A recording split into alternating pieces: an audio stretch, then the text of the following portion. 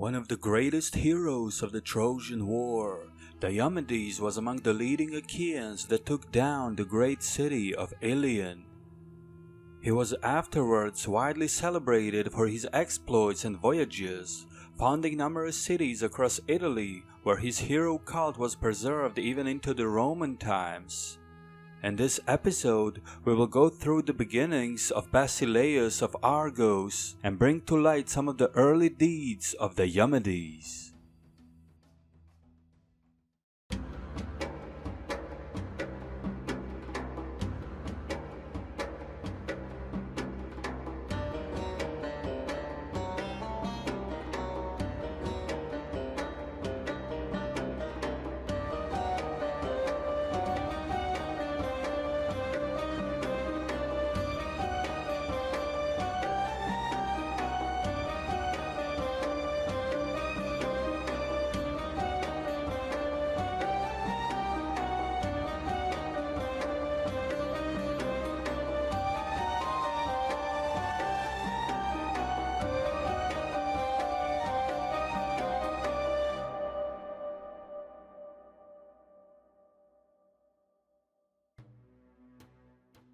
Diomedes was born in Argos to Aetolian father and Argive mother. His father was Tydeus, a prince from Calydon that had moved and was accepted by the Argive Basileus Adrastus, who gave Tydeus his daughter Diphyle in marriage. The territory of Argos was at the time divided between three rulers, each having the title of Basileus, while the king of Mycenaean held a higher position, that of an Wanax or Wanax, the most prestigious title among the Achaeans. At the time of the War of Seven against Thebes, Diomedes was still a young boy when his father fought on the side of the Argives. Ultimately, the war proved disastrous for the invading Argives, and Tydeus was among the fallen. On the funeral of the fallen heroes in Argos, it were their children that were bequeathed the responsibility of avenging their fathers. These young nobles and princes were subsequently called the Epigoni. About 10 years later, when they came of age, the Epigoni were rounded up in preparation for another war against the city of Thebes. This struggle for the Theban throne reached back to the previous generation and a quarrel between the two brothers, Eteocles and Polynices. As Eteocles drove out his brother and seized the throne for himself, the Argive forces under Adrastus invaded in attempt to install Polynices as the city's ruler. As the Argives were ultimately defeated, most of their leaders fell in action, including Polynices himself.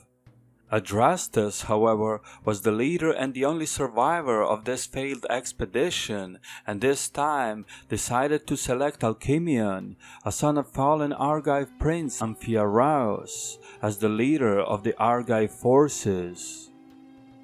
The Argive army, among others, also included Thersander, the son of Polynices and an Argive candidate for the Theban throne, then Adrastus' own son Aegialeus, and also Diomedes himself. The ruler of Thebes was Laodamas, the son of Eteocles, with his allies gathered from the towns of Boeotia. As the Argive army entered the region of Thebaid, Laodamas decided to sally out and meet the invading force. Unlike the Argives of the previous generation, the Epigoni proved to be superior to the Cadmean defenders, and the Theban force was eventually defeated. However, Laodamas was not to go down easily, and led a final push of his contingent, managing to mortally wound Aegialeus, the son of Adrastus. A strong blow to the Argives, ultimately wasn't enough to change the tide of the battle, and Laodamas himself was killed by the main Argive contingent, led by Achaean. Following the battle, the walls of the city were razed, and much of the population, together with the nobles, opted to flee the city. Therefore, Prince Tersander was declared the new Basileus of Thebes, with a pro-Argive regime installed over the city. It was said that Adrastus, now an old man leading the army back to Argolis, made a stop in Megaris, where he died out of grief for his fallen son before being able to reach Argos. Upon returning home, Diomedes was selected as Adrastus' successor, a title which he further strengthened by marrying Aegialia, the daughter of late Aegialius. As a new Basileus in Argos, Diomedes grew into an important political figure in addition to his reputation as a military leader. He gained considerable respect with other Argive rulers and also with Agamemnon. Since his father Tydeus was originally from Calydon, Diomedes also kept a close eye on the politics in Aetolia, which he looked to put into a firmer grip under the Achaean authority. The Basileus of Calydon at the time was still Oeneus, Diomedes' grandfather, who was of advanced age at that point.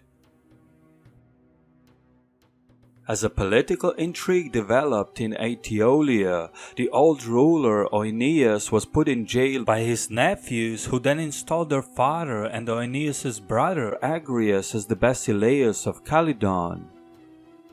This development, of course, did not sit well with Diomedes, who was quick to raise a contingent in Argos and immediately march to Aetolia. As Agrius' army sallied out, the battle quickly ensued.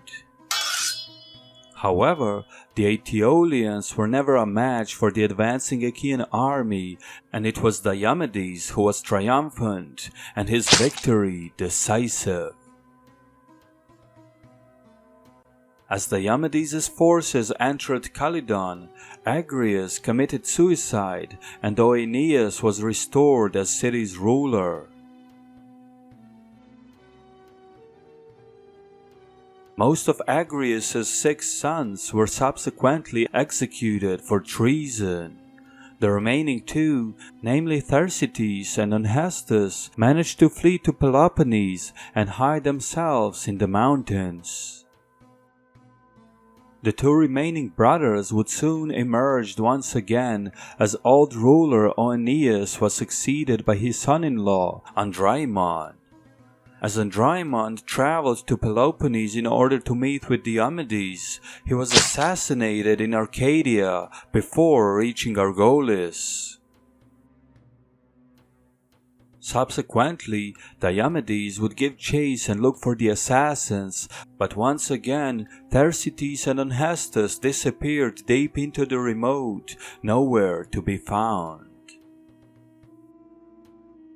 Diomedes would eventually reconcile with Thersites, as both princes participated in the Trojan War on the same side.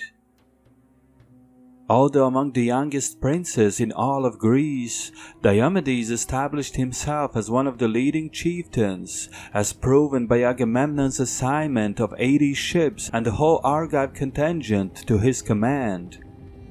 The tale of Diomedes would continue through the Trojan War, where he distinguished himself among the Achaean leaders, causing the inevitable fall of Ilion. Please consider subscribing and sharing the video, as this is a one-person production and it greatly helps the visibility of the channel. Special thanks to History with Sai, Nico, Panayotis Yiannopoulos, Fred Leckie, and Estate Care for their continuous support. If you wish to become a Patreon member, please click the link in the video description. This was WanaxTV, and we'll see you again soon.